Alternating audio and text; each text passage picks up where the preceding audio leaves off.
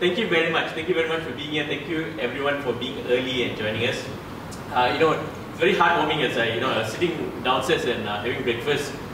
First I saw my former teachers, Auntie Maya was here, the likes of Mankanathan, Auntie Uma, who I used to see them and I used to go to Balika's classes. Then it's those who I used to teach with as well, and I'm seeing a lot of them here as well. Maybe it's a personal pride for me as well to see my former students as well, who have now come on to be Gurus. So I think when I was growing up, if someone told me that I'm going to be a part of the whole SSE, the whole Balvikas, and we grew up with that terminology, I would have never thought education and me very far away, but it's really heartwarming, that relationship, that warmth that we share with each other.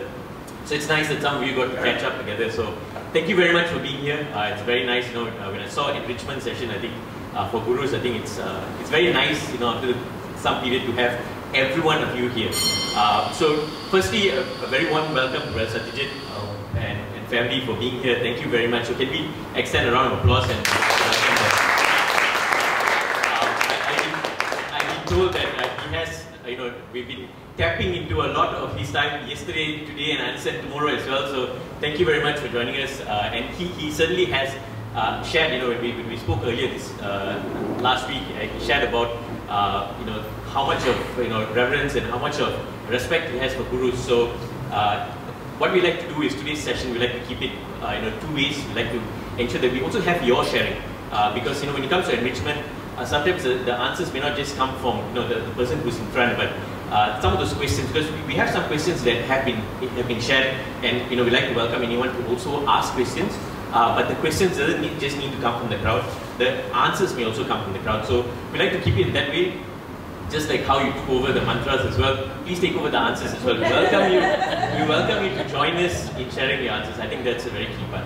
So I'm sure you're waiting to hear from Brother Satyajit, especially if you were here, you joined yesterday's session. I'm sure you'd like to hear more. And for those who could not make it, so we're sharing, Brother, some were not able to make it because they were involved in classes yesterday and so on. So that's why they're here today. So I'm sure you're waiting to hear from him. But right before that, we'd like to just have a little bit of an introduction, especially for those who are new and also for Brother, to have a little bit of an understanding about the SSE program, about how it started off in Balika. So a little bit of an introduction. So for that, no one else better, and I'd like to welcome Sister Dr. Meena to give us an introduction. Sairam everyone.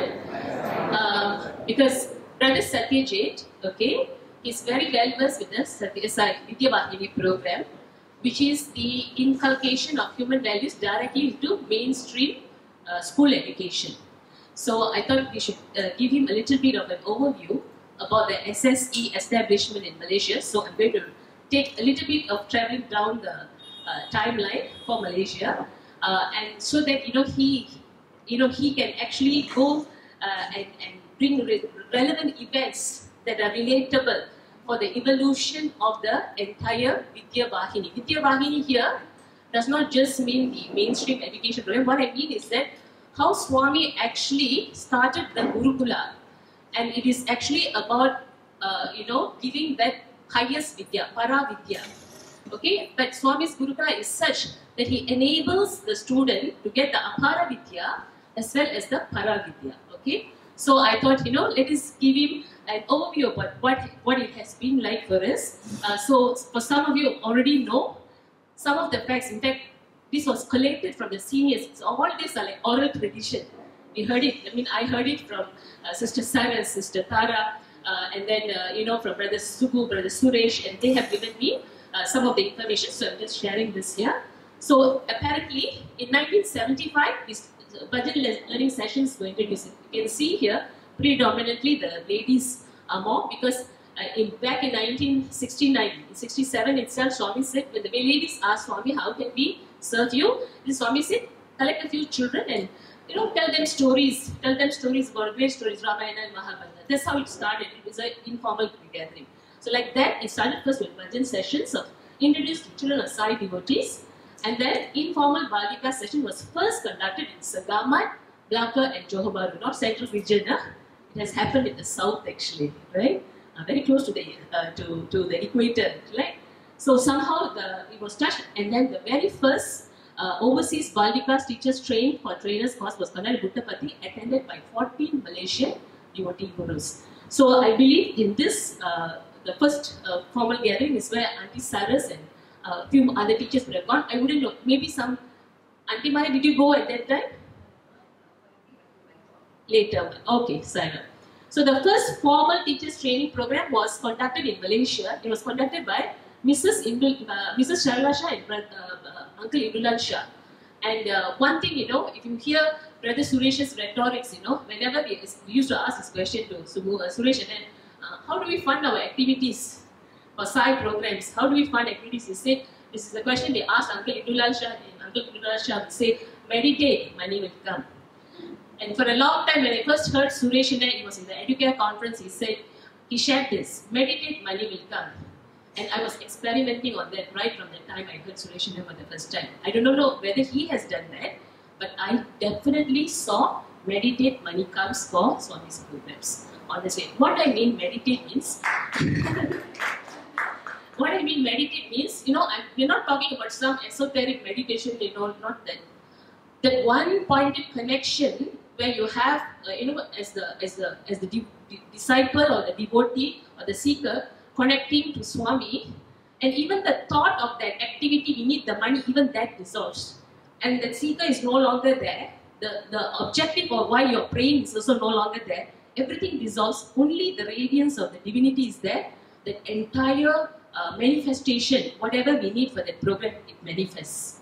So, honestly speaking, I'm very grateful.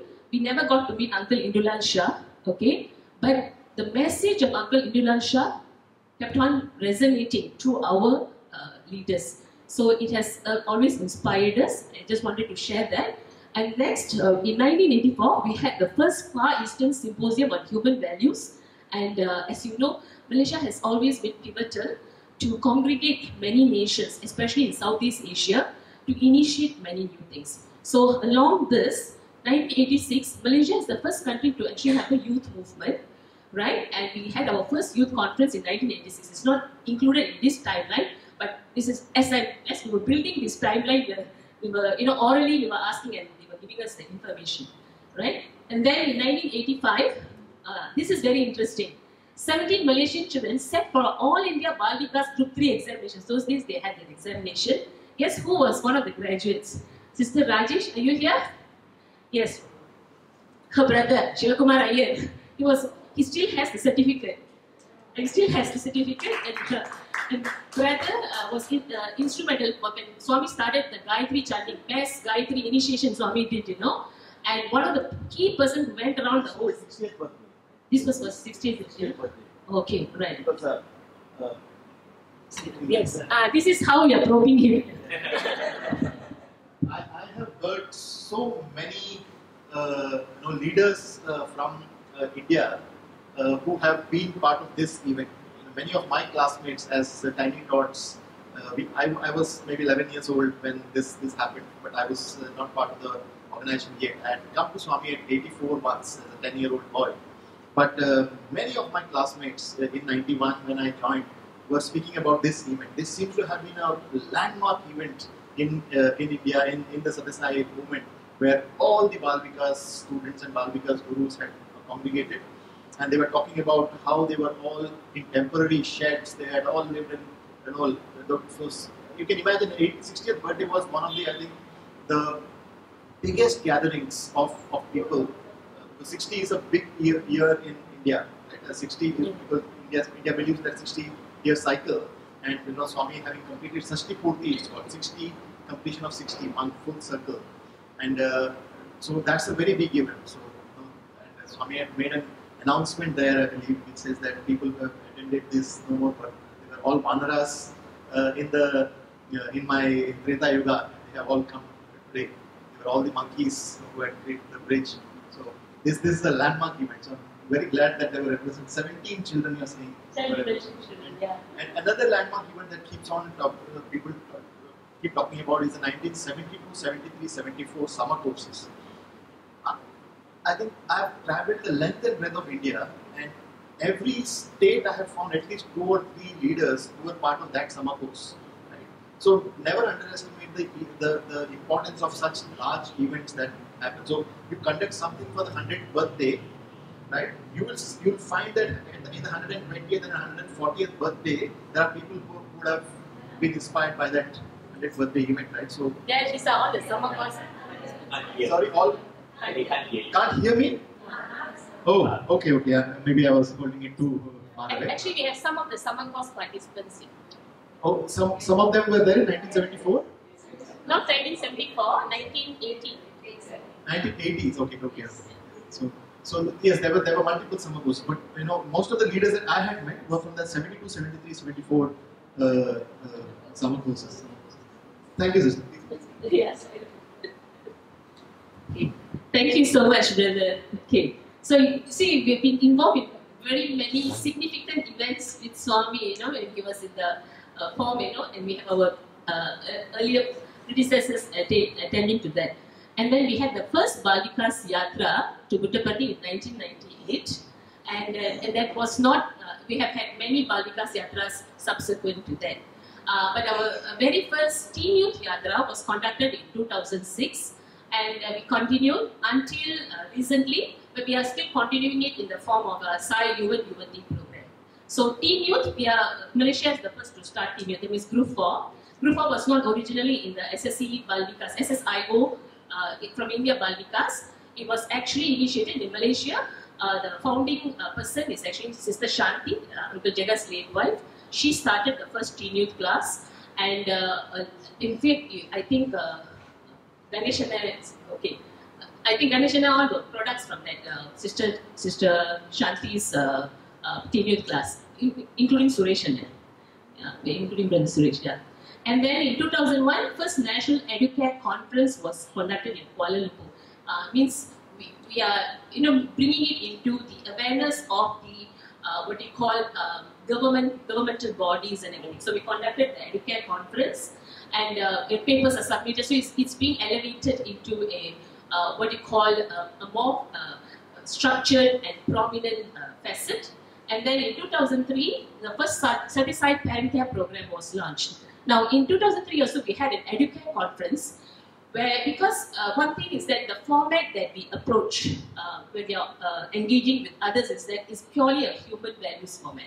So we sent out invitations to all the schools, teachers representation from the schools, minister came and everything. We had a very huge Educare conference in that way. Subsequent to that is the Educare Academy was established in, actually it's 2003, but it took a form in 2004. And from the Educare, we don't call it as Educare Academy, Sathya Sai Academy for Human Values Berhad. Through the Academy, it provides a software for the multi-faceted, multi-pronged approach. So even though initially Swami's is the SSE movement is the formal one, but it branched in Malaysia. We have for parent care, modules are created for parents, and then we also have for light means for the ladies, Mahila Suite, and then we have Lotus for the what you call couples. We have that program. We have Shakti to empower children from underprivileged, especially youths. Shakti used to be there. VIP is Values, Innocence and Beauty to empower teen girls against travesties of going through the teenage pregnancies and all that. So it's like empowering them with the values. That is the VIP program. Rose is reach out to students with English. So these are the ways we have actually embedded the values. We take Swami in the form of the 5 universal human values. So to make it more, it has a circular approach, but actually it's very integral to the organization. Did I miss anything? Parent care, Rose, VIP and all that. Okay. So the 2004 also we had our first graduation ceremony. So our SSE students, they complete and they graduated. That was the first graduation ceremony we had. 2005, we started preparing modules based on the Rukun Negara. Rukun Negara is our national tenet, the Malaysian national tenet. Okay, can everybody tell what is the very first tenet in the Malaysian tenet? That means faith in God. Our the primemost thing in our tenet is faith in God. What is next? Okay, loyalty to the king and the country. What is next? Sovereignty of law, right? Okay, and because of Banan and Susila, and it shows our character, like because of what you call that. Courtesy and modesty, courtesy and modesty, and finally is upholding the what they call legality and all that. It's upholding the constitution, exactly. So modules, because we want to have, because this is actually the country is ruled by Muslim based Malay community, so we want to embed the values. So we use so now. We started this, but it didn't really take off. This is something I had to highlight because as ministers and people in the ministry, they change, it's like we have to appeal. But we prepared the module and everything. So we are, sometimes there's an incubation period for certain things, it shows that initially there's we managed to break through certain doors, and after that, when there's a change in the government, right now Malaysia is going to a slightly, facing off of a volatility period. So perhaps later, because we are moving towards the multiracial integrity, the solidification, the solitary years of the country. So maybe this may become relevant. So we have done the modules, but it never really went out into the society actually, right? And then the teen youth program was again, subsequent after this, and after 2008, we had, I think Mitran can share this because I think we had the Viva examination, right? Okay. So Mitran is, also products of, you also went through the graduation, huh? No. Oh, it was before that, okay. So we started having Viva examinations for the students to graduate. So we used to bring in people from various, what they call, professions, not just professions, interfaith group. So we used to have like Buddhist monks, corporate fields and everything. They come and they interview our students. It's like an oral examination. And they are, what do you call? And based on that, the students graduate. So we had the Viva examination. Okay. All right. So following this, I will just end up to here because after this, it started taking a more formal and structured approach, really. Meaning that what is happening is that we realized that as the teachers were becoming more trained and everything, thank you, thank you. As the teachers were becoming more trained and this thing, we realized that there is a need to formalize the process. So, because overall, the success rate of the Baldikas depends on the teacher. So, it was a very teacher-centric learning environment. It means if the teacher is actively involved, then the program is evolving. So, during this period, there's a lot of observation on certain centers that have managed to keep a very sustainable pool of teachers and students. For example, SS3 Center. Thanks to Uncle Muthu and Auntie Muthu, they had the Balikas running, including the budgets in their own home for a very long time. SS3, you all are here. I think it is in around 2004 or 5, you all shifted to the new building, leaving Uncle Muthu's house, isn't it? Yes, 2003. That means from the time they knew Swami from the 80s, the bhajans and Balikas are being run in their home, right? And this has been the dedication and the sacrifice of our founding fathers. Okay, including Uncle Jega and Auntie Shanti, we were told even their bedrooms were used for Balikas classes. So that's the kind of sacrifice our founding fathers have done for us to have this establishment. So as we are gradually, so there's a continuous need to revamp and to bring more structure. So we had the syllabus. So right after why I stopped at 2008, it's no longer called Baldikas. 2010 onwards, Group 4 became integral, included into the main World Council by Michael Goldstein. So it became science spiritual education, right? So then now I will highlight from then onwards what has been going on. Okay. Yeah.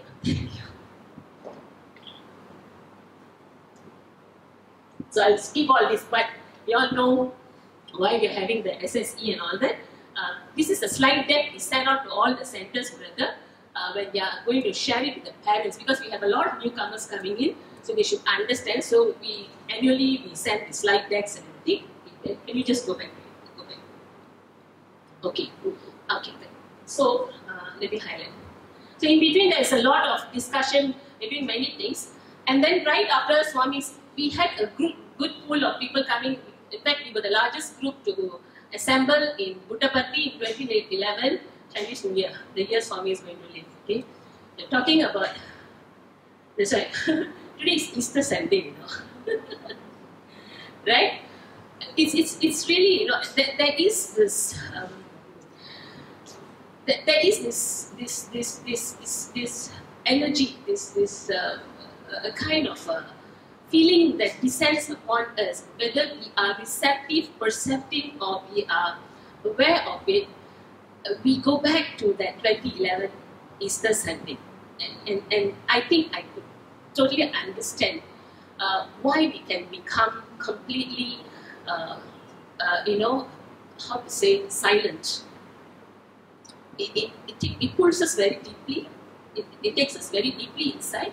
I was thinking, I was also feeling it's literally very difficult for me to talk. And my throat is not good. From yesterday, I think everyone was saying I'm having an echoing voice, but I trust that, you know, Swami is a very soft and very beautiful, sensitive, and I cannot use the word. You can't describe what Swami is.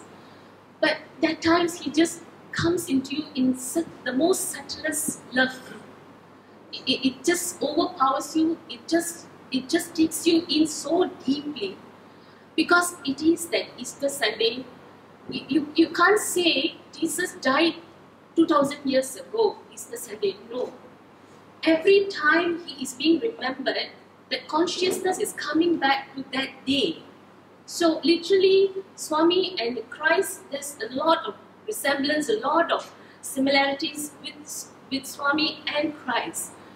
And when you go through, when you travel the days, you know, it's not 2000, it's happening now. The Christ consciousness is happening now. The Sai consciousness is landing now. And if you remember, Easter is the day he is resurrecting. You know, it was a period of great grief and pain, losing the master, and he's just resurrecting on Easter Sunday. And you know, you can understand the feeling the disciples were going through at that time. They feel that they did not do enough for their master. They felt they did not live up to the master's words. And this was the dukkha. The dukkha feeling that, no, have I not done enough for the master? And we go into this pensive state. And amazingly, in the biblical, what you call historical elucidation of this, is that after Easter, right, it's literally 40 days of meditation, fasting, tremendous, what you call, sadhana being done. Ingoing sadhana is being done, because that is the preparative period for the Holy Spirit to descend. And literally 50 days after Easter is when each of the disciple which was telling, you know, yesterday brother said, please pick me up, I'm that pebble, pick me up Swami, and he has picked us up, and then we feel, oh Swami, why did you choose me? Because we feel we can't live up to him.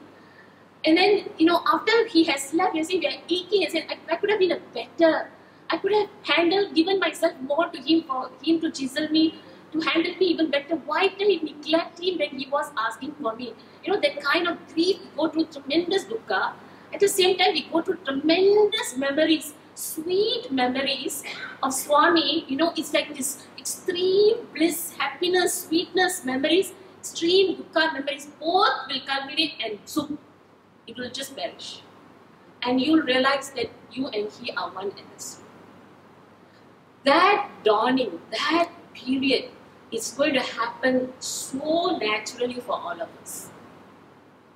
And that's why, you know, I think it is happening in the month where we are doing the sadhana for Swami's Mahasamadhi.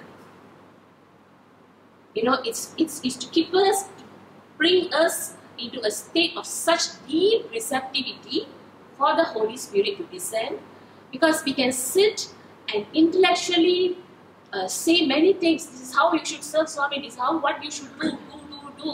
But it is not in the doing. It is the being and the emanation from them, right? And I don't want to continue anymore. I think, brother, again, perhaps you would like to share some.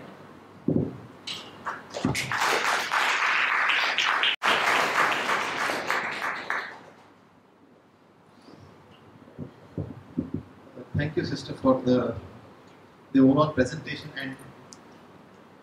and understanding what I went through yesterday. Yes, the immediate memory of 2011 does make you silent, make you go into contemplation.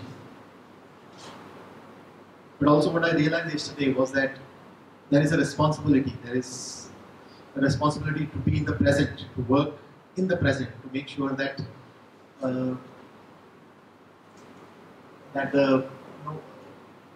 that we are able to take his work forward the way as if he's the way because he's still present with us. So one of the things that I had gone through because I do not want to directly start with the movement. I want to continue with where sister stopped and then gradually move into the present. One of the biggest challenges that I had gone through during my period of contemplation and trying to come out of the agony of having lost Swami's physical presence was going through different emotions. One was the thought process that felt that there is so much work to be done. There is so much work to be done. How can I be despondent? How can I be, has Swami taught me nothing? There is so much work to be done. We need to be active and bring Swami's energy forth and take it forward. Another thought was that how can I be moving around all over the place and doing so much work when Swami is no longer with me? Have I no devotion at all? Where did my devotion go? Why is my heart so hardened that it has not broken at the loss of Swami? Right? That was the other conflicting emotion. And the third thought that came as a solace after all this journey, that karma. The first thought is that there is a lot of work to be done. The karma marga, right? That says that continue the work. This is Swami's mission to be taken forward. The other says that no, your duty is to just pine and be enjoy that separation, enjoy that pining, and be in that emotion for a long time. That's the bhakti marga. So just stay in the pining. But the thought that came as a lightning bolt into the head one of the days, which we said that, have you not learned anything from him? Have you really learned nothing from him about his eternal presence, about his presence in every single atom, about his presence in you, about you being one with him? Have you learned nothing? How dare you pine for him? How dare you stop all the work? How dare you think that you're not supposed to work? How dare you think that you're not supposed to pine? So all the three things are important. You need to make sure that you're powered by the karma marga, you are nurtured and irrigated by the bhakti feeling, and you find that strength and that vastness of consciousness from the jnana marga, right? And I think you as Balvikas, as SSE teachers, I'll keep using interchangeably Balvikas, SSE, EHV. It's Swami's education. All of you are so deeply wedded to that thought process, that articulation, that you are the ones who will be the fastest to grasp what I'm trying to say, right?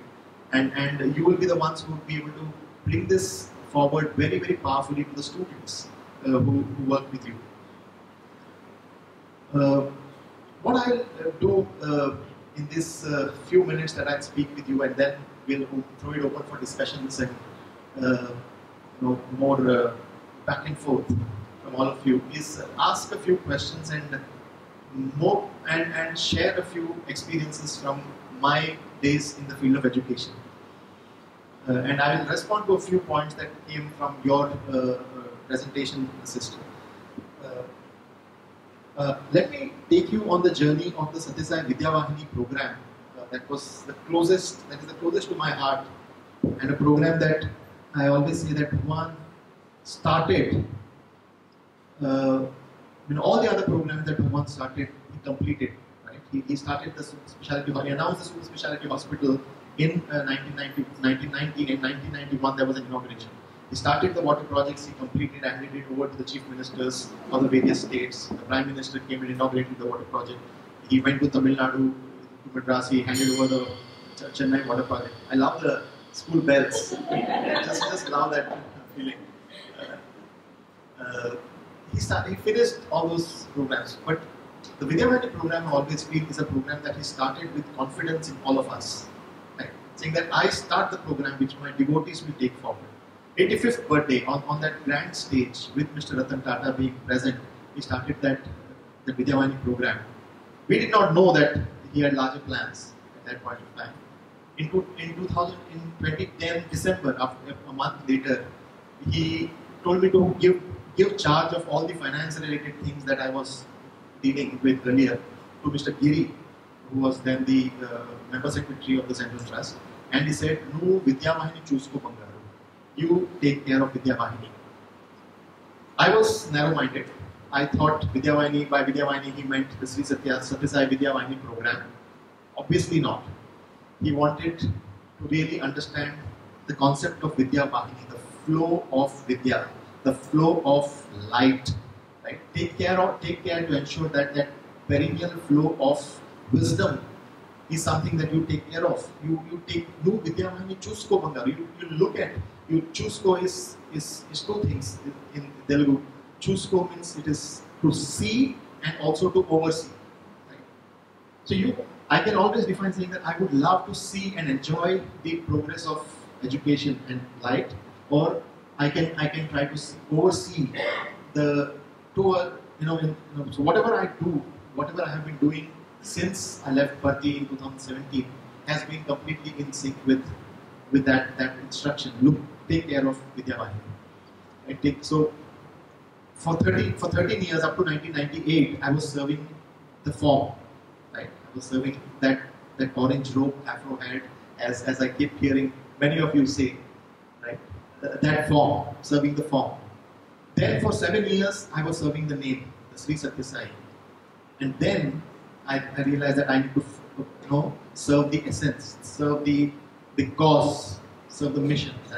That mission of that the form is no longer with me. The name I'm not using anymore.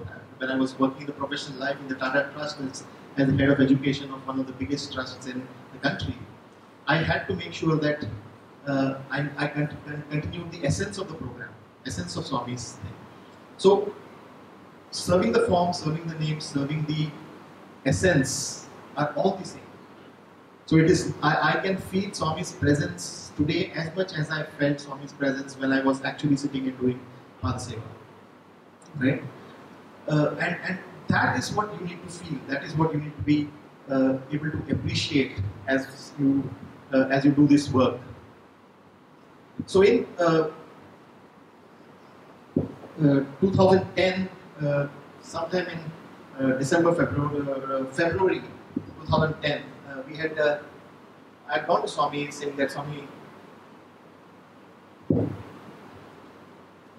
some of the brothers and I, we want to do some program.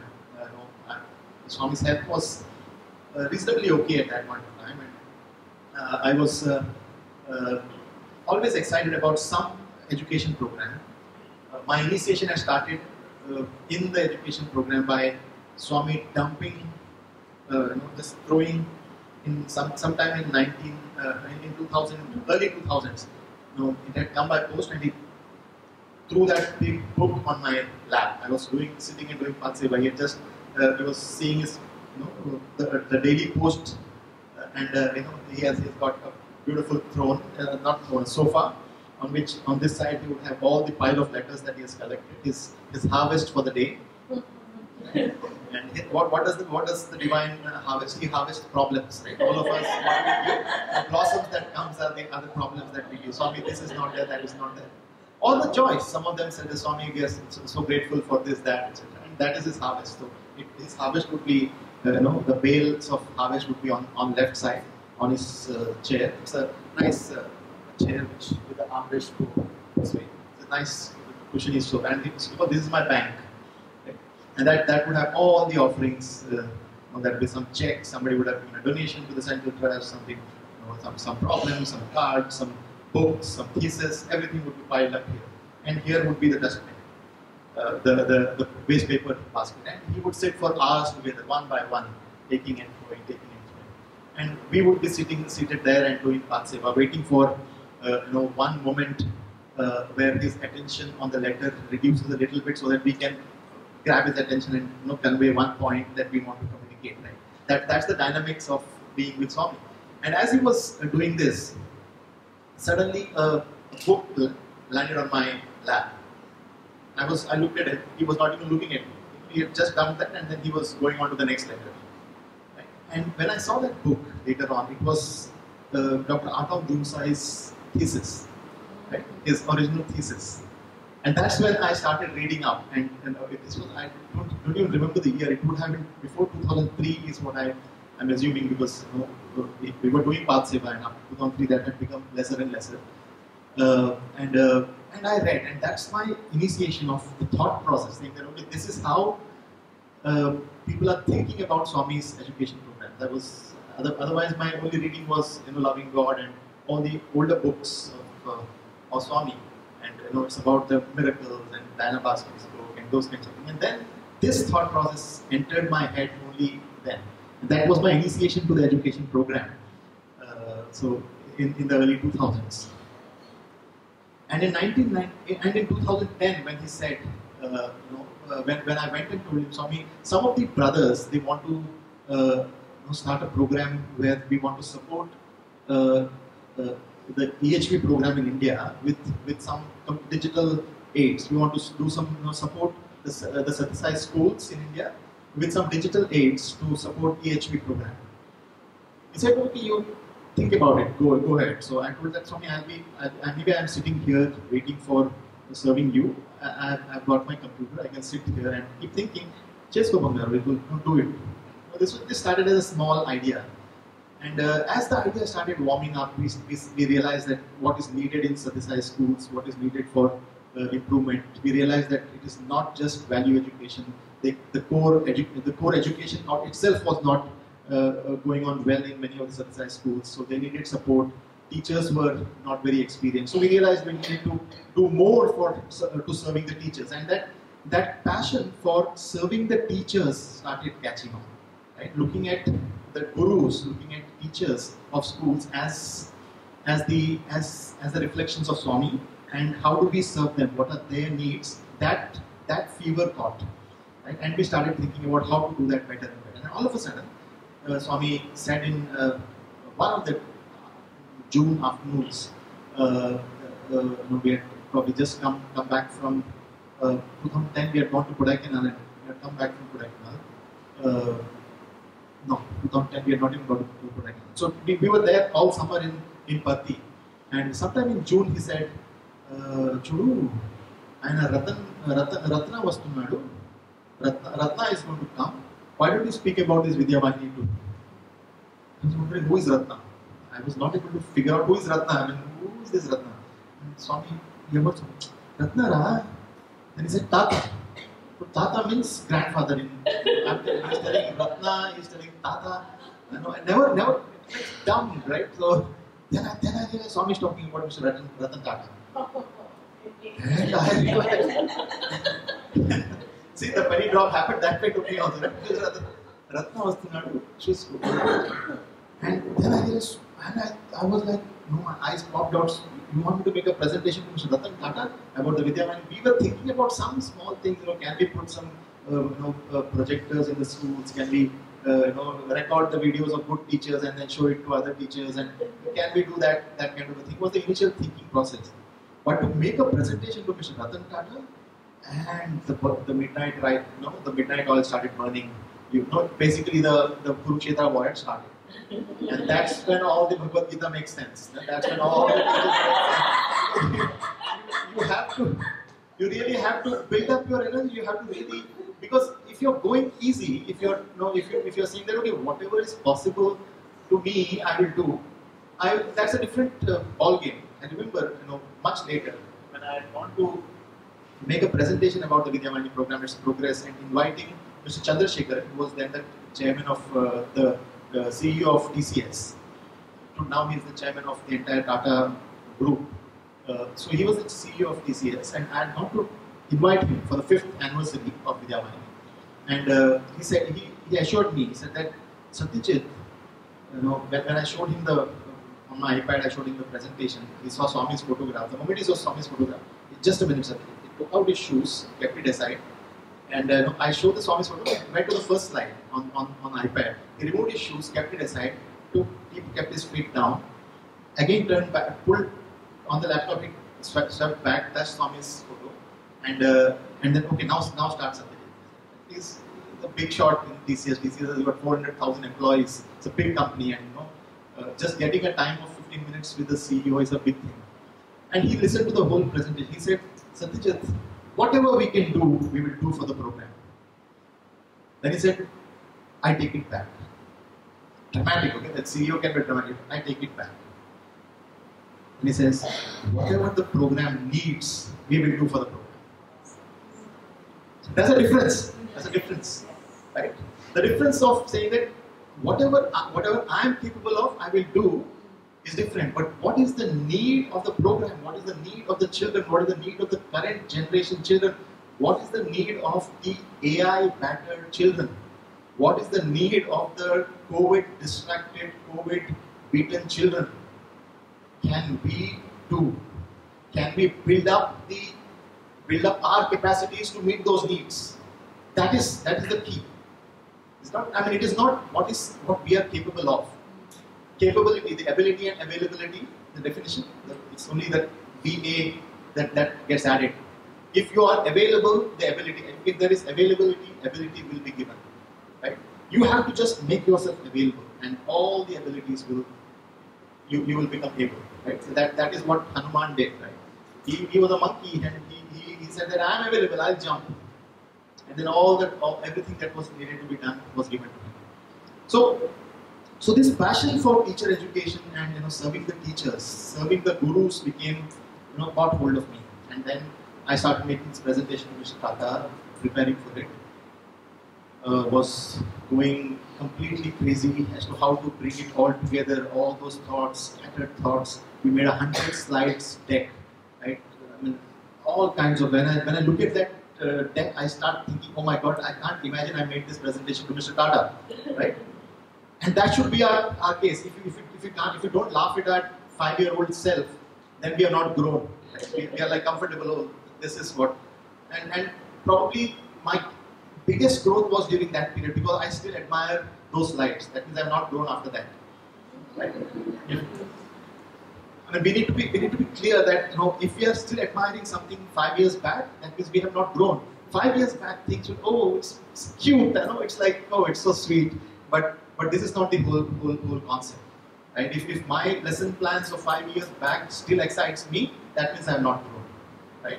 If I have not done something more, I should like it's beautiful. It was that kid 5 years back who had done it, but now I'm grown.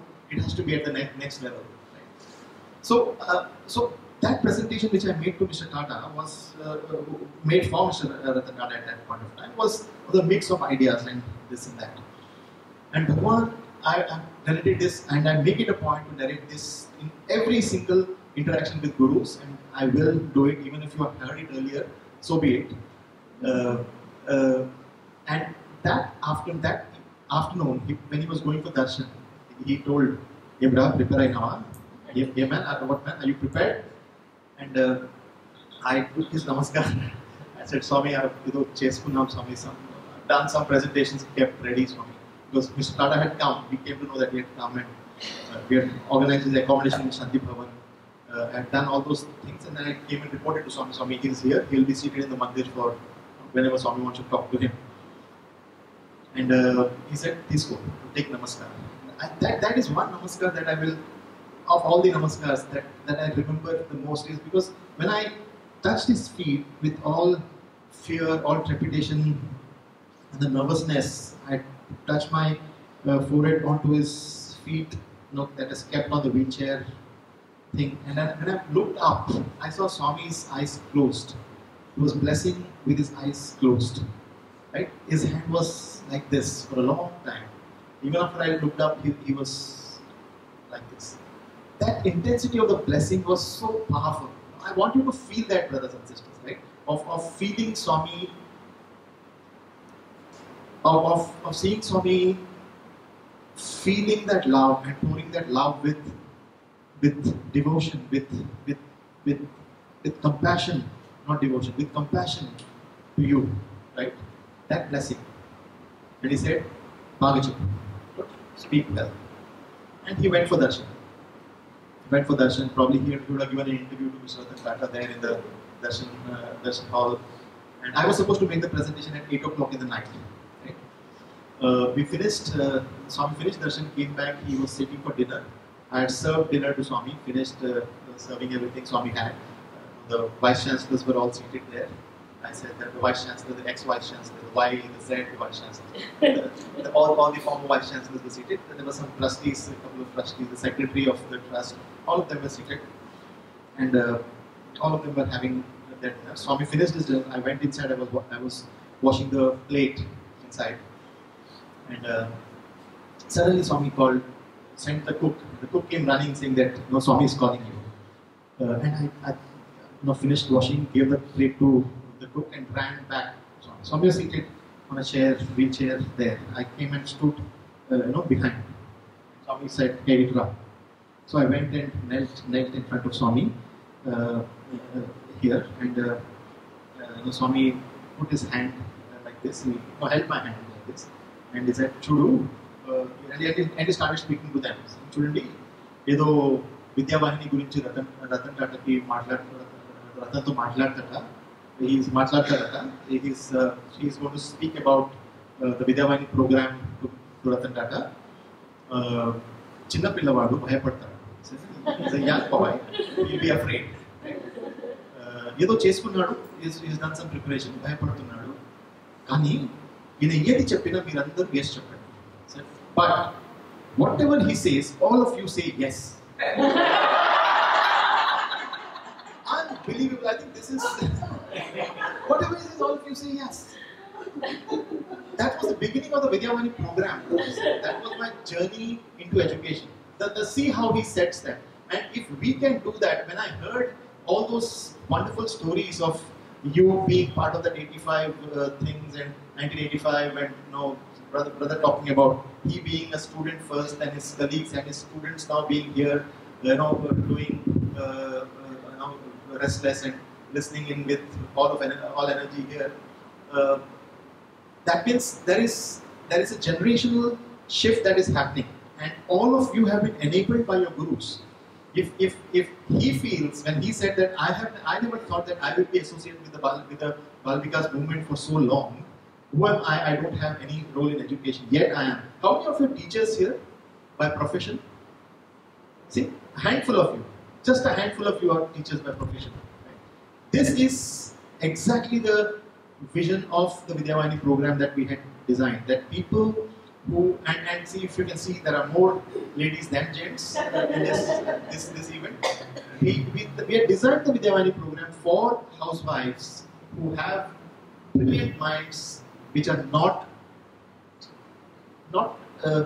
used enough for societal good. Right? It is meant only. It is that brilliance is limited only to the family. Right? That brilliance is not.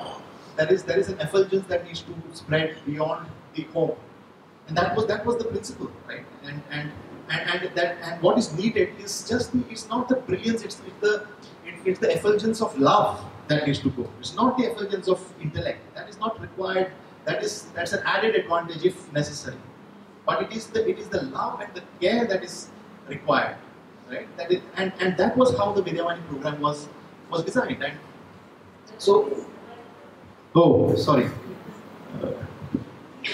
it the maximum volume? Okay, I think.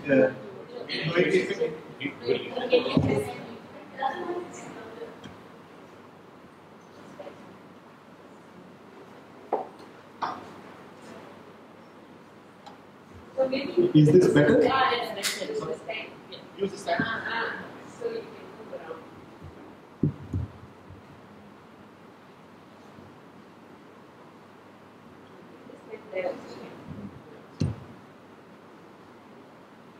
around. Is this better?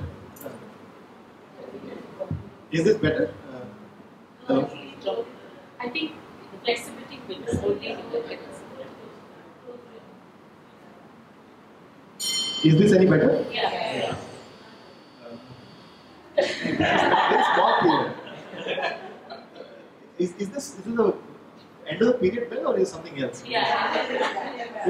It's ringing so frequently. Have you finished? I'm a bit worried that I'm going too slow.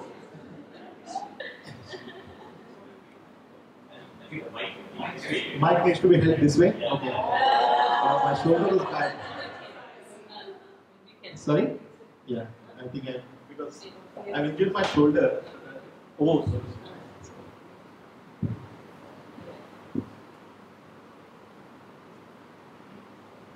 I should be always proud of my ability to throw my voice. So.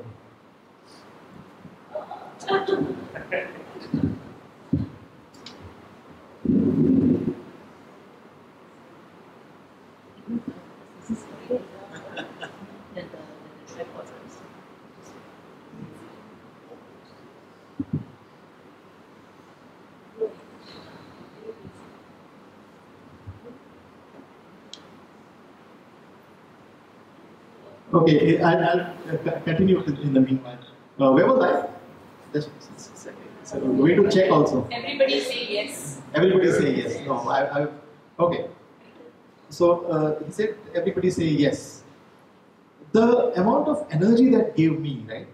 Just imagine the nervous youngster who was was got all those ideas still not completely crystallized, and he's made a presentation and he's going to make one of the biggest presentations. Ratan Tata is the biggest doyen of industry, right? And we are making a representation about the Avatars program, and you're representing the Avatar and making a presentation to the doyen of the industry. There's too much of pressure on this youngster, but Semi says, tell yes, and that's exactly what happened in the place, right? When I was making the presentation, it was about 8 o'clock in the night. And I started off with a presentation. Mr. Ratan Tata and Mr. Krishna Kumar, who was his right-hand man, both of them were seated and they were listening in. I started making the presentation. It was because it was a long day for Mr. Ratan Tata, and there were probably the coffee that came late and all those things. I'm not taking any responsibility for this, but because of the other things, he goes. Halfway through my presentation, he fell asleep. Then I was focusing all my attention, my energies was focused on Mr. Krishna Kumar, and I was avoiding the gaze of the sleeping Mr. Tata, and I was focusing on Mr. Krishna Kumar, and my gaze was so powerful that he fell asleep also. And I was only on the 7th or the 8th slide of the 100 slide deck, and I was wondering what to do. From behind, I remember my blessed friend Prashant, youngster, who was the first employee of Vidyabhayani Swami, and as recruited him, and he's saying, okay, go on, continue this. All the vice chancellor, Mr. Venkatraman Chakravarti sir, all of them are seated in the front row and the second row. This was in the multimedia room in the book trust office, right? And all of a sudden, halfway through, I completely lost steam, like I lost steam yesterday. Right? I completely lost him. I told GV sir, as if his hand slipped, okay, from the armrest, he did that to Mr. And then he started the conversation as if it's in the mid-sentence. And that's exactly what and they took over the conversation there. And by then the reinforcements of caffeine came in, and then the presentation went on. There was full engagement from him. He was asking questions and this and that. And within 1 week, see the way Bhagwan sets the context, right? The elders could have told that this fellow has goofed it up, the presentation did not go well, and they would have gone back and reported to Swami saying that Swami, the presentation was not so good. I think we need to prepare the young boys a little bit better before we give them an opportunity to make such a big presentation. Swami, don't give too many responsibilities to these youngsters. They could have done that, right? But because the instructions were there, say yes. And we should all take that instruction. We should all take it as gurus. That should be our principal understanding, that whatever be the deficiencies, quote unquote deficiencies of our children, we will always say yes. We will always say yes. They may goof up in the drama. You know, one of the most beautiful dramas and the thing that made Swami laugh the most, and I got beaten the most because I was sitting there and he was not able to control his laughter. He was hitting me. Was this scene of the Delhi drama, right? Was a drama by these Delhi children, and all of them were dancing, and there was this innocent kid in the side. He was also dancing, and as he was dancing, his pajamas came out. Right? That the beauty of the children is that they are perfect in whatever they do, and this I'm not worried about anything in the world. In the limelight of the stage, with his pants down, that fellow is dancing around blissfully, and he made Swami laugh the most.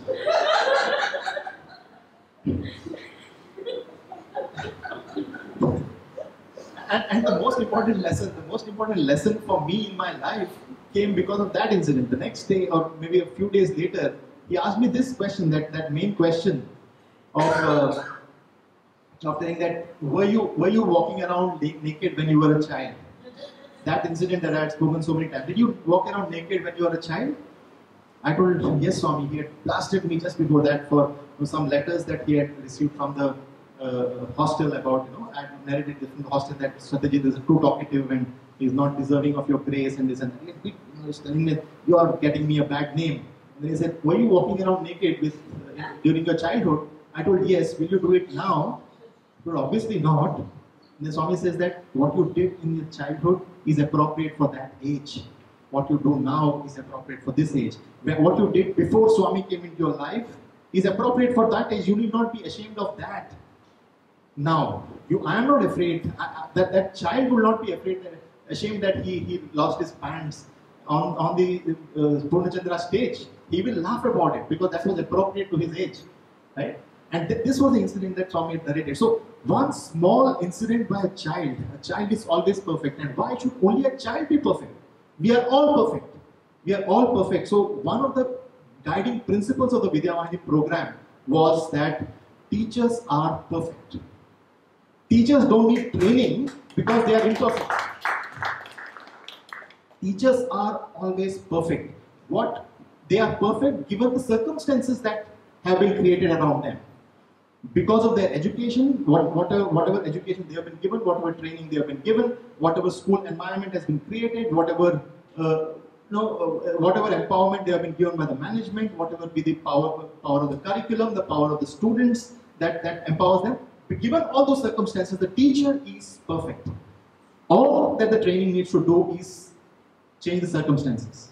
Don't go with an attitude that the teacher is imperfect and I need to bring perfection. No. That is not the principle of Vidyavahini. I should drive this into my training team continuously, again and again, right? Saying that never go with an attitude that the teachers do not know, the teachers are imperfect. The teachers are perfect.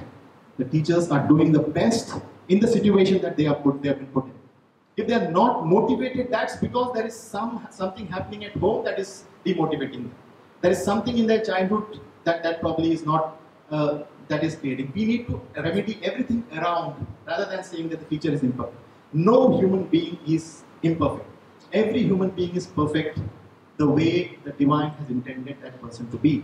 I think that was the guiding principle of Vidyavahini, and probably there is a lot to be thought about for all of us in the Vidyavahini, in the SSE program. And I'm sure you resonate with this thought, right? Because we know that every child is perfect, even the naughtiest kid who cannot sit, who keeps fidgeting all around, no, is perfect. Is perfect the way he or she is.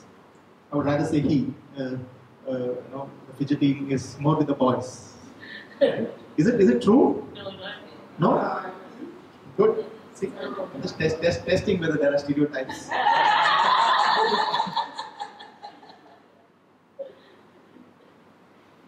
So that principle, I just wanted to share that one important thing about the beginning of the Vidyavani program. And when we were, even before that, when we had asked Swami, we had come up with many names for the Vidyavani program, Mahavidya and digital EHV and whatnot. All these names, we had given a list of 5 or 6 names and saying, Swami, what shall we call this program?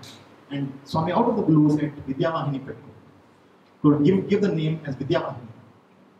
And I was like, overwhelmed by that thing, no? To say that Swami has given the name of one of the first Vahinis to this program, right? It's like, all if you see, it's like a completion of the circle that Bhagavan has started. He says, now all of you, let my devotees take charge of the first book that I have written. One of the earliest books that I don't know whether it's the first, but one of the earliest books that I have written, you take charge of that. And make sure that that essence is communicated through the program. So what we had thought of as a digital program got transformed into digital being one of the aids to take a self-transformation program for a child, teacher-focused, child-focused program. And that's how the program started. And I'm sharing these stories because it would probably resonate and start clicking things in your minds.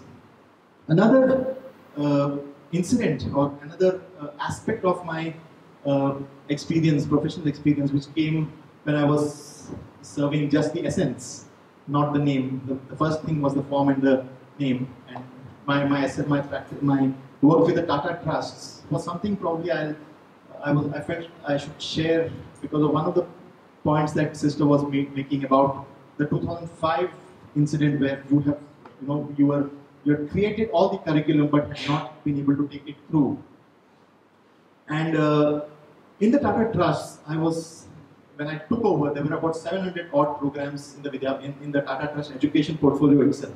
700 programs, can you imagine? Even if I spend, it will take me a year to look at the program if I did 2 programs per day, if I review 2 programs per day. And that's why we had to take a different approach. We did complete, and it was everything. Education is a huge field. We have chosen, please let us be aware that EHV has taken a very small part of the big problem of education in the world. Education is a massive problem, right? It's a massive, not problem as in as a trouble, but as a something that needs to be solved for, as the human race we need to solve for the next generation to get on par with the previous generation and take the human society forward. Education is a big problem that needs to be solved, and EHV is a small part. Let us be clear about where does EHV fit into the whole scheme of things. It's an important part. I'm not looking at the importance of it, right? It's an important part, but still it is a small component of a child's development, and that's why probably we do it 1 day per week, right? And then in that 1 day per week we have to create the maximum impact on the child. But what is the bigger goal, right?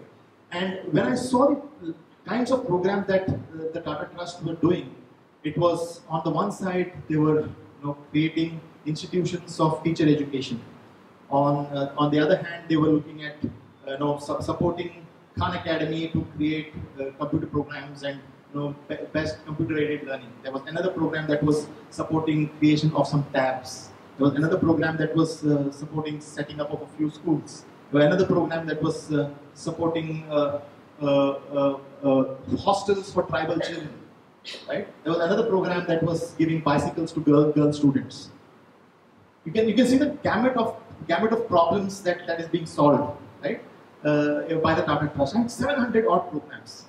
And I said, where is the strategy? We are being pulled in all different directions. And I worked for about a year with my team, brilliant senior members and youngsters.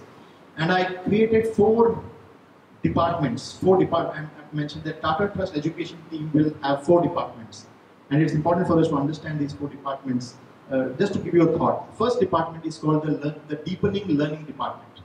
Right? This thing will only work with the curriculum, the teaching techniques, the teaching aids, the tablets, and whatever needs to be done. Everything that makes the learning deeper, that is your department.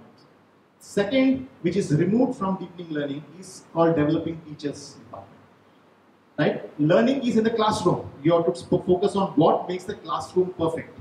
The other program is Developing Teachers, which is not in the classroom, it's in the community of teachers. You have to work in the community of teachers and work with them. Make sure that teachers learn from each other. Create those clusters of teachers to talk to one another. And please understand, we are talking about 100,000 teachers of a state, right? 1 lakh, 100,000 teachers needs to be trained. We have got about a million, about 250 million children going through, right? And we have got about 10 million teachers in India.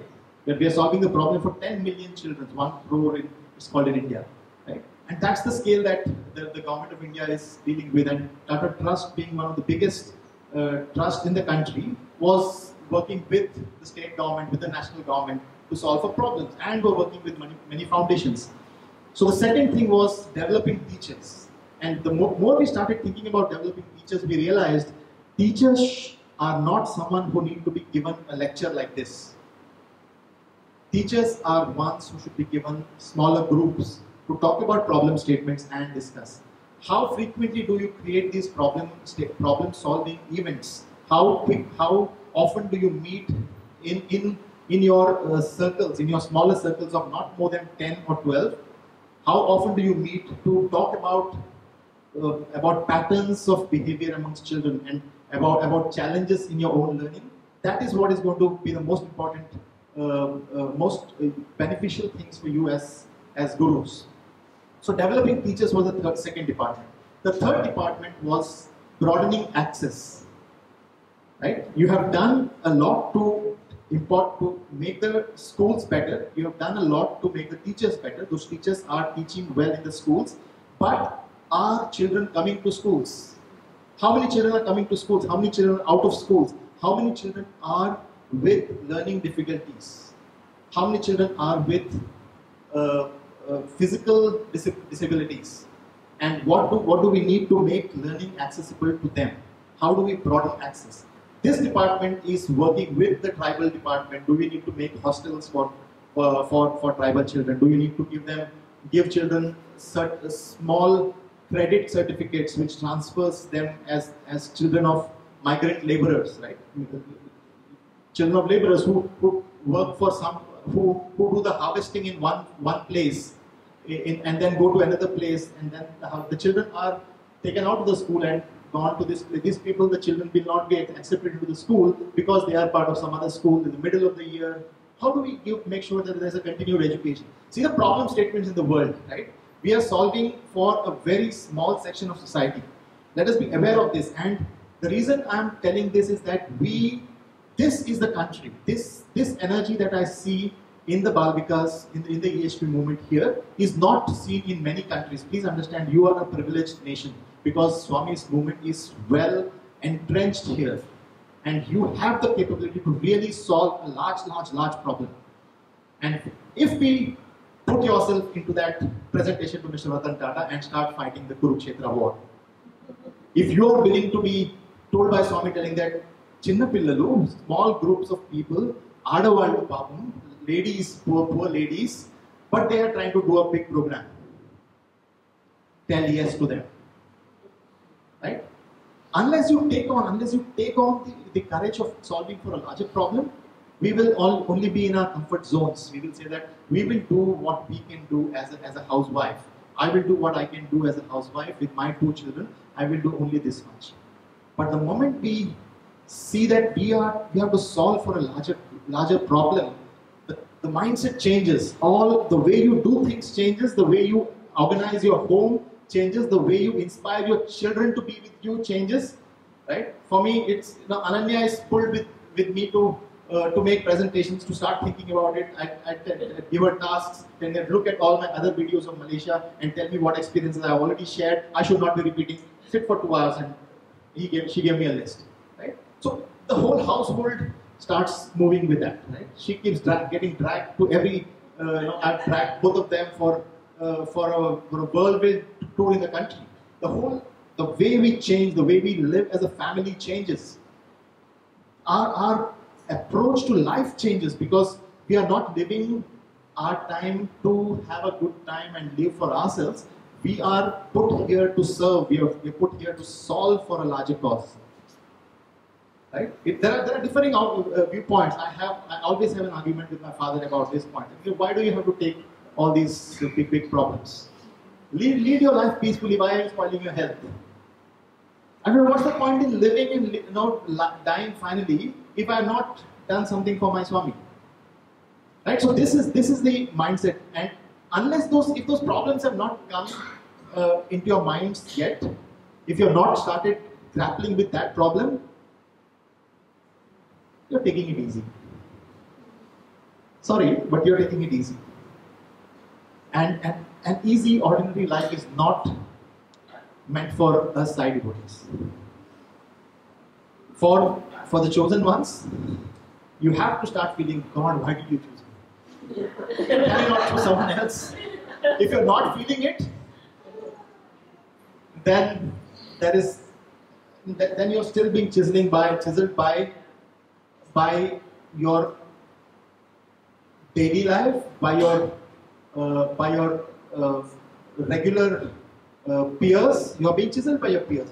Chiseling will not stop. You will rub shoulders. You will have frictions with others. They will ego clashes. You will have problems with the husband. You will have problems with the wife. You will have you'll be your children will make you pull your hair out. I mean, all those things are chiseling. You're anyway losing some hair and some new hairstyle comes. That chiseling doesn't stop.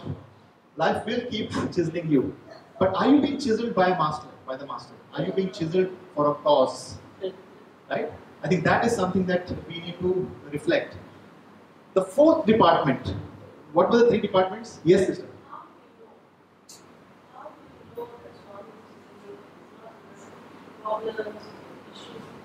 Good point. I don't know. You tell me. If a question has come, that means you have given thought to it. Tell me, what is your thought? I don't know, that's the problem. Sometimes it's like I struggle with, is it because of me, my witness or Swami doing it? It's like sometimes it doesn't seem to stop. One thing after another, meaning you're handling what you need to do for other people, but your own self or your own growth, you don't even know whether you're stagnating. That's great. Sometimes it's just frustrating. Here is a thought. In PhD, especially when we were doing education in the school, in the classroom, we were always taught to bring up science concept and bring values to science concepts. And one of the definitions of the gaseous state is that the gas expands to fulfill all the volume that is available to it. Right? Problems are like gas. Right? If there is space, the problems will occupy the entire space.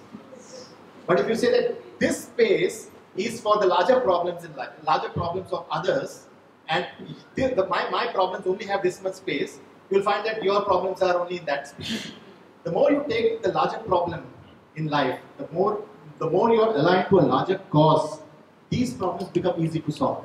I know there have been times when I have not had a large problem to deal with, when I am not working on a bigger project.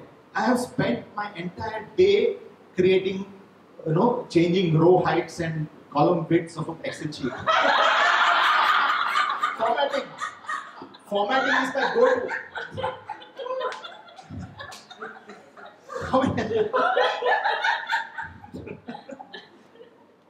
How many of you go? There is always a go-to back. I will try to solve my daughter's problems. Poor girl, she feels that why please you go do your bigger work? Why are you behind my back? Right? I mean, if there is a larger problem, I am out of their hair. I mean, the COVID period, they realize what a pain it is to have lunch with a husband. Yeah, right? I mean, dinner and breakfast is good, but lunch is what gets on your nerves.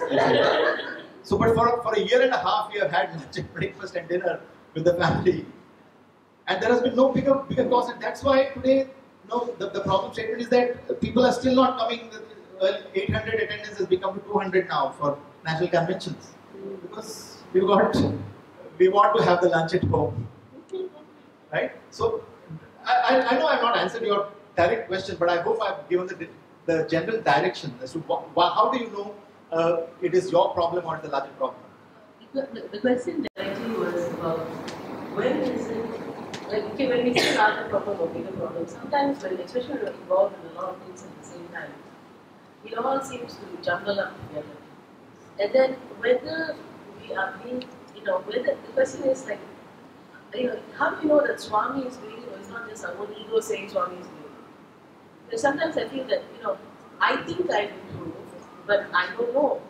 And it's like, so am I bluffing myself that I've improved, or because not everybody is your fan. Sometimes people should be your biggest supporter, don't like you anymore, or they go against you, and then you sit down there and wonder, okay, now I want to improve, and I'm hoping that Swami is the one chiseling, but I don't know, maybe it's just my ego that's talking. So how do we differentiate that? So that I get the problem issue. The issue is not the problem. The issue is how do we know Swami is doing it? That's the question. I think it's about the outcome. How much are you able to achieve? How much are you able to support, help others? How much of a joy do you see in the others as they talk to you, as you have interacted with them? How much of a joy do you see? Right? And the more we work on ourselves to give more joy to others, right, and make others happy, wipe a tear, iron out of frown, right? The figurative things, right? Iron out a frown, wipe a tear. I think the more we do all those things, the more you know that it is you're being pulled in the right direction. Let me just complete the point. Do we have a break? They can have a break. Yeah. So I'll just complete this one point, and then we can have a break for a bio break. The three departments that I spoke about was deepening learning, developing teachers, and broadening access. The fourth department is called strengthening systems. This is the department that works. The only requirement for people to join this department they should be well spoken. They should be smart to grasp the education basic high-level problem statements of the education department, but they should have infinite patience to sit outside the government secretary's office for 8 hours for their appointment. I had actually created a department in the Tata Trust. Your department is to get that government appointment. You are the one who will be writing those 100 letters to the department to do that. If we want to really crack that, we need to break down the problem statement. We cannot have the developing teachers team. We cannot have the teachers training interacting with the government department. That will drive them crazy. They will not be able to focus here nor there. You need to have patience. Probably you want to pass on some of those problems to this side, the strengthening systems thing to this side. Do it. I don't know. Maybe I'm being stereotypical and in this world, but yes, there are certain strengths, there are certain capabilities. Probably, they'll mess it up if you give them the deepening learning thing. They probably may not be able to do that. Give them the strengthening systems part. No offense, bro. It's not stereotyping. It's just what do you call yeah, he's saying that the strength of the men. No, I'm just playing with my brothers. Because I know that I've been looking here and speaking for a long time. I think some attention here. But the thing is, you need to divide the tasks. Let the younger teachers, younger Balvikas, younger SSE teachers focus on deepening learning. Let them focus on techniques, let them focus on defining the presentations and this and that. Let the senior teachers look at developing teachers as a thing. Let a small group of people who are working in various related departments, working in special education, let them look at the broadening access part. Let us understand what does the SSE movement required for the hearing impaired? What is SSE for the visually impaired? What is SSE for children with learning difficulties? What is SSE? Now that is broadening access, allowing them to access Swami, more. And finally, the strengthening system department is dealing with bureaucracy, dealing with and coming with the problem statements back to the deepening learning or the developing teachers system, saying that if I have to crack that government system and get into the government schools, this program will not work. I need this component which is missing. That brainstorming between the department, the people who go out work with the department, discuss what the needs of the nation is, and then giving you the feedback, and then having a revamp, right? Unless we have a strategy separately for that, and that is how we used to work in the trust, with the Tata Trust. I would keep the deepening learning team completely out of this discussion. I would want the strengthening systems team to talk directly to me and understand what did the secretary say. What do you think is the presentation that I should make to the secretary? What are the bigger problems of the state? If I'm talking to the education secretary of Andhra Pradesh, I don't want to talk about problems that are not high on their priority list. We as Tata Trust have the capability of solving for a large number of programs. We have got multiple strengths. I would like to talk about the 3 strengths of the Tata Trust which are topmost in his mind or her mind. So, and that, if I bring the deepening learning teachers into that, she will talk about, no, this is the best program that I've got, we should offer this to the secretary. Understand? They're close to the program. So when the teachers who think that the 5 teaching techniques are the most important thing, and of that meditate, the person who is an expert in the silent sitting and the meditation, the visual guided visualization thing, if that person is brought onto the table, she will always say that this is the most important thing for to be told to the Prime Minister or the Prime Minister's assistant, Prime Minister's secretary, right?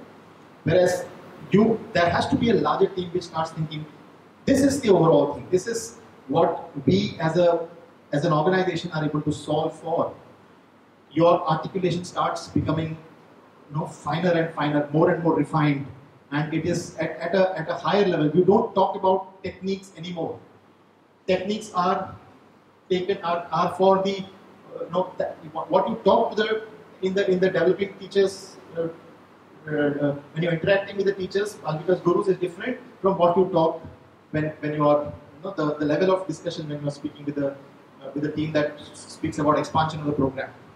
Right? When we say that what from Malaysia will be presented in a global forum, it would be the essence of all these things. Yes, it would be the essence of all these things, but not going into too many details of that. Right? And also linking it to the real problems, real life problem statements. Unless we do that, and today, what we'll do in the next session is, what do you feel today with the internet and the post-COVID era? What are the problem statements of children that you are facing with? How have things differed? How are things different today compared to before? I think probably we can spend some time on that. The break. Okay. Just give them a little statistics. How many schools you have? In 2017, the group of teachers came and they presented on the video. Yes. But can you just tell them so that they can recognize the gargantuan approach that went out to? So we had started with 3 schools in 2010. Right? We started with 3 pilot schools in three states of India, spread across the length and breadth of the country. And then this was 3 schools that was presented during the 85th birthday, right? And within 1 year we had reached 10 schools. We had found out that we'll work with 10 schools. We could work with 10 schools. For the 90th birthday, which was about 4 years away, we had set a target of 90 schools, right?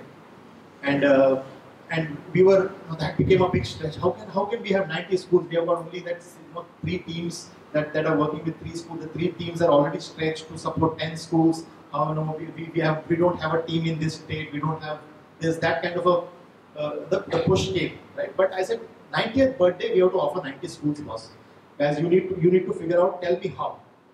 90 is a big number to a team that is working with 3 to 5 schools, right? That 0 is magical. It looks nothing, but you know, when you put a 0 in front of the hero, I mean that number is the pain increases, and it really looks like instead of one army there are 90 armies in the Mahabharata war, right? And you suddenly really want the Bhagavad Gita. You are asking different questions to the master. Saying that, boss, you tell me, otherwise your question will be, how do I, you know, that teacher is creating a lot of problem. You know, how do I deal with that teacher? And you know, that is the problem statement that you are trying to solve. Right? No, but that teacher's ego problem is the thing. No, the principle is the problem. So the whole energy of the Vidyavani program is on dealing with internal school politics. And then when you say 90 schools, we start thinking of systems, we start thinking about different things. And then we were about, around the 88th birthday, we were approaching the goal. We had set, you know, three years, we were all set. We had a plan of action for the 90 schools, and I created a mess for them by saying that by the 95th birthday, we have to reach 950 schools.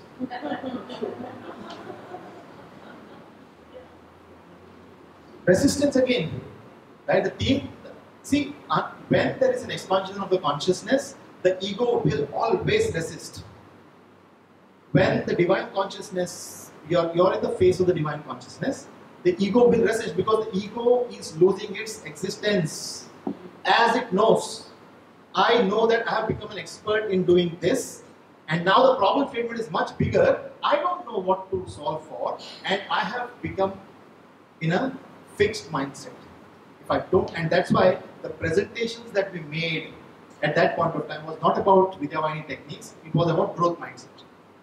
We brought Carol Dweck's videos, we spoke to the principals, we spoke to management in the growth mindset. You have to get out of the concept that you are fixed, you are built at a certain level, you have got infinite potential, you are divine. If Bhagwan has said that you and he are the same, he and I am the same, then if he can think of a project like the hospital project, a 300 crore, a 3,000 million project, and he says that I'll complete it in 1 year. He starts the water project. The water project was a 300 crore project. He said that I will give water to every village in Anandpur, in the entire district. There is no water in the district. I will bring it from the next district where there is a dam. I will put a pipeline for drinking water done by private trust was unheard of. When that presentation was made to the United Nations by one of the professors, Howard, one of the professors who is from the US, who is also a visiting professor. When he made that presentation in the United Nations, they said, "You are a different beast. No, this is never. We have never seen an organization, a private organization or charitable organization that is creating assets and passing it on to the government. We have never seen that. We have always seen a charitable trust that seeks funding from the government to create some projects. But you guys are creating the entire infrastructure and then giving it to the government. We have not seen this. We don't have it in our United Nations scheme of things. You are a different animal. That's what the Divine Master had created. Why are we feeling that we cannot transform the education system? Why are we working within the system? Why do you feel that the system is perfect? Why do you not think that there is a much larger system that can be created? And that is the thought process that we need to really, take forward and expand our consciousness to be able to be comfortable. And that is where Sister was talking about. How do you know that's not the ego? Right? How do you know it's not the ego that is talking? How do you know that you are not projecting yourself? Is your heart really burning? Is your heart really melting for the cause? Or is it your ego that is creating the aggrandizement, saying that I want to be seen as the change maker? What is driving you? When we are talking about this, are the tribal children, are there tribals in Malaysia? Are there tribal children? Yes. Have you reached out? We reach out to them, but like you're saying, there are areas which are inaccessible. Correct. And then there is also what we call the availability of gurus who are willing to go reach out to them. That's where I mean, the idea is that it is not necessary for gurus to change the definition of gurus then. Is EHV so complex that the tribal community cannot understand and grasp it and take it on their own? No. It's the simplest of things. Can you simplify it further? Can you simplify the message even further? Right? So the definition, Swami says, I becomes we and we becomes a bigger we. For me, when we made 950 schools, we also said that it is important for us to have the concept of right to seva. Right to education. Right to education was the law that was passed in India, that every child has a right. We passed an internal law within Vidyavahini saying that is right to seva. That means it is every individual's right to say that I want to serve for Vidyavahini. And it is the responsibility of the Vidyavahini team to give the opportunity for that person, to train that person as required, to create the right opportunity for that person to involve and do it. So if a tribal lady comes and says that, why are you not allowing me to work in the SAI program? What are you going to do? You have to, it is the responsibility of the team to create a program in that place where that lady can serve to her fullest contentment and find joy of serving Swami in that village where she is doing, because there she'll be dealing with those 15-20 students. The way we look at the program changes. The moment you say that you want to reach out to 100,000 children by the 100th birthday, the way you all work will be different. Some of the team may walk out saying that, oh, I think the organization is going somewhere else. It's all about numbers and doing certain things, and no, that is not for me. I will rather stay at home and dissociate myself. Yes. So when you have a strategy, you will always make some people happy, some people unhappy. If you are not making people unhappy, that means you do not have a strategy. You are trying to please everybody else. See the number of people who are unhappy with Swami. See the negative press that he got, because he was driving us towards a system which says that God is within. Every single community that says that God is out there and we are the guardians, we are the guards who will take you to God, there will be a resistance from that. Right? God is accessible. Even an atheist can get self-realization from this. You can ask me that. I ask that question. I'll come. That we can talk about that after the day. Thank you. Thank you for the patient hearing. Thank you, brother. Thank you very much. So it's nice how, brother, you have shared about the journey with Vidyavahini and some of the challenges and some of the excitement that came about. After this, what we like to do is, so we're going to take maybe a 10-minute break for everyone. Please take a break, stretch, and come back. So what we like to do after this is, we've got some questions that have already been shared. And we like to ask this, and these questions relate to the day-to-day or week-to-week, whether it's challenges or questions you may have in dealing with classes. And initially it used to be about how we structure lesson plans and how do we help the children. But now it's also about how do I work around the dynamics of different types of gurus. How do I work with parents, different types of parents? So we'd like to address some of the day-to-day questions. Those questions are part of what we have prepared, but let's keep it interactive. If you have other questions, if you have any input to how you may have managed with some of the situations, please jump in as well. So let's take a few minutes break. Let's come back. Okay, it's 10:37. We could all come back by about 10:45, and then we can start back. Right? Thank you, Sarah.